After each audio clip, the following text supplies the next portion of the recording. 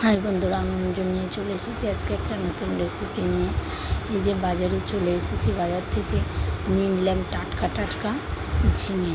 এই যে ঝিঙেগুলো আজকে আমি করব হলো ঝিঙে আলু দিয়ে পোস্ত, সর্ষে পোস্ত। দেখুন, এই যে ঝিঙেগুলোকে নিয়ে নিলাম, নিয়ে বাড়ি গিয়ে ভালো করে ছোটো ছোটো করে কেটে, এরকমভাবে কেটে, আর এর সঙ্গে আলুগুলোকে এরকম ছোটো ছোটো করে কেটে, তারপরে আলু আর ঝিঙে দিয়ে পোস্ত হবে। ভালো করে ধুয়ে নিলাম, আলু আর ঝিঙেগুলোকে ভালো করে ধুয়ে নিলাম। তারপর কড়াইয়ে কিছু পরিমাণ তেল দিয়ে তার মধ্যে কালো জিরে ফোড়ন দিয়ে আলু ঝিঙেগুলোকে দিয়ে দিলাম। তার মধ্যে পরিমাণ মতো নুন আর হলুদ দিয়ে এই ঝিঙে আলুগুলোকে আস্তে আস্তে কিছুক্ষণের জন্য কষাতে হবে।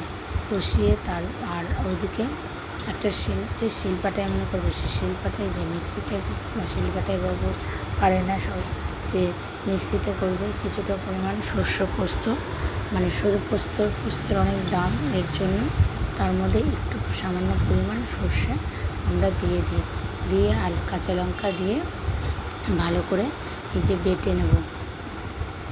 আর এদিকে ঝিঙে আর আলুগুলো ততক্ষণ মজতে থাকবে। আমার সর্ষে পোস্ত লঙ্কা ভালোভাবে বাটা হয়ে গেলে একটা বাটিতে তুলে নেব। এই যে তারপরে এরপরে এটা পরিমাণ মতো ওই ঝিঙে আলুর মধ্যে দিয়ে দেবো।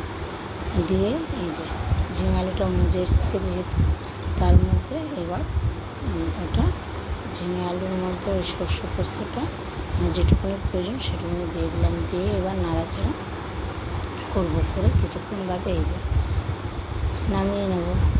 হয়ে গেল ঝিঙে পোস্ত রেডি। নামানোর আগে একটু সামান্য পরিমাণ চিনি দিয়ে দেবেন। বাই বন্ধুরা।